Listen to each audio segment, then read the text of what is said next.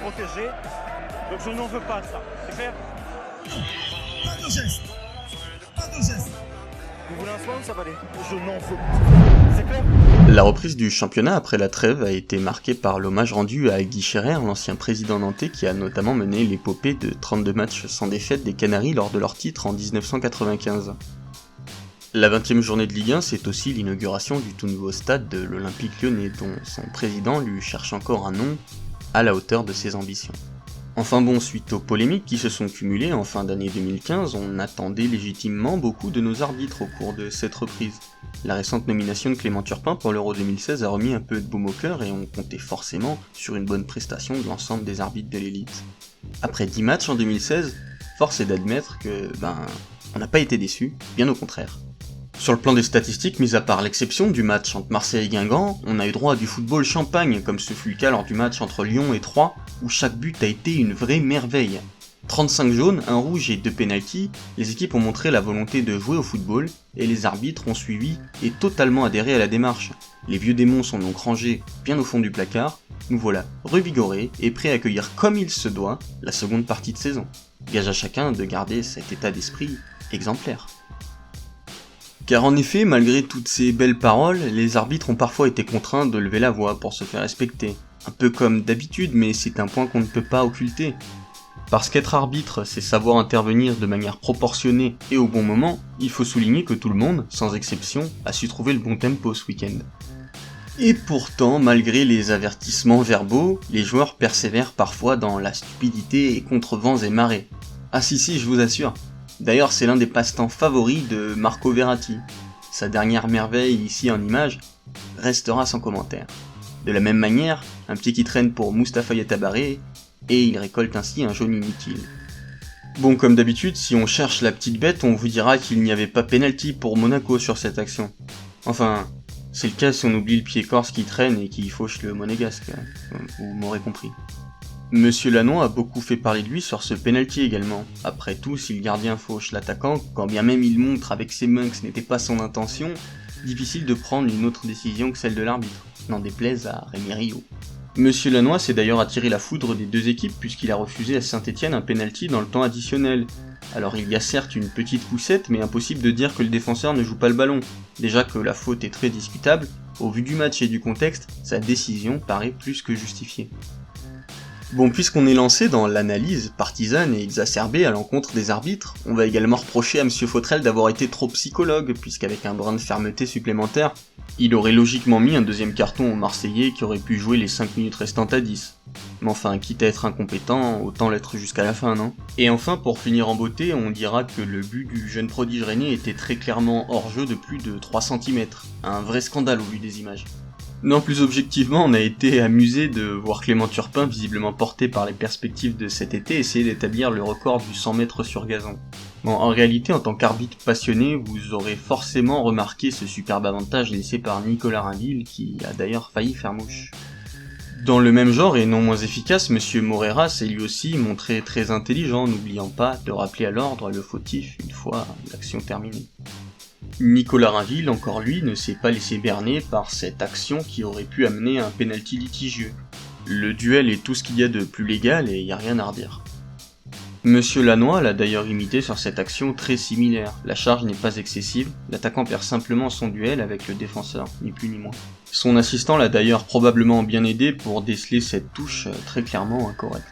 Enfin, Monsieur Benenadj a été particulièrement vigilant sur cette faute à la limite de la surface, car malgré les apparences, c'est bien un coup franc direct et non un penalty qui a logiquement été accordé.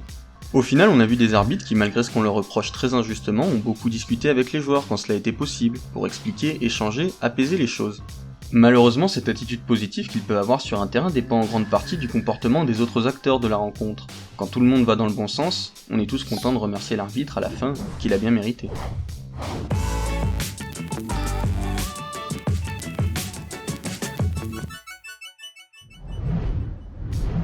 L'arbitre du week-end aurait pu être n'importe lequel de nos officiels cette semaine, mais on a beaucoup apprécié la gestion de match de Rudy Buquet. Un match a priori déséquilibré en faveur des Lyonnais qui dominent la partie. L'arbitre décide d'intervenir auprès d'un joueur troyen dès la 15e minute.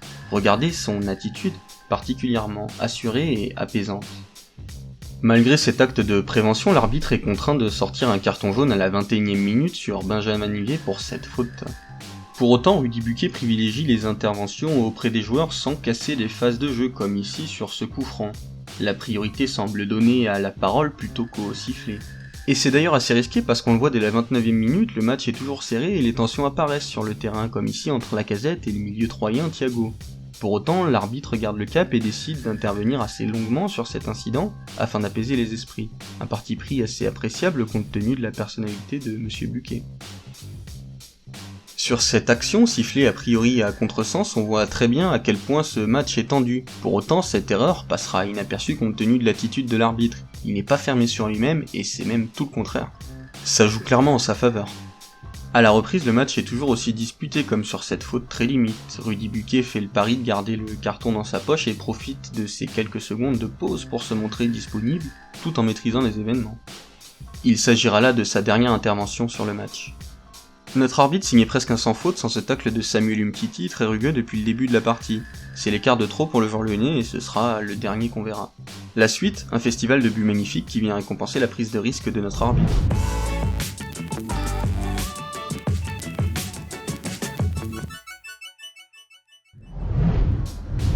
L'action du week-end a pu avoir lieu grâce à la perspicacité de Monsieur Jochem. Alors qu'il siffle une faute aux abords de la ligne de touche, non loin des buts monégasques, un défenseur vient contester cette décision avec véhémence.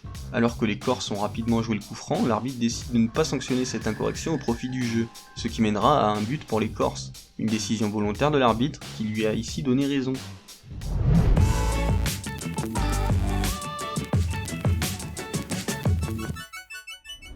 Le carton rouge de la semaine est attribué à l'ensemble des membres des différents clubs de l'élite, président, coach, staff et joueurs inclus, alors que leur comportement, à défaut d'être cité en exemple et bien malgré eux imité au niveau amateur, ces derniers tiennent trop souvent régulièrement des propos infondés à l'encontre des arbitres. Très récemment, on pense à Thierry Lauré qui, je cite, aimerait respecter les arbitres qui ne respectent rien, ou à Monsieur Gourvenec qui ne voudrait tout simplement, lui, ne pas insulter les arbitres. Du coup, merci messieurs les professionnels du monde du football pour ces farouches intentions. D'une certaine manière, la méconnaissance des tenants et des aboutissants de la fonction d'arbitre de football peuvent susciter l'incompréhension et des remarques erronées ou infondées. Cela se conçoit.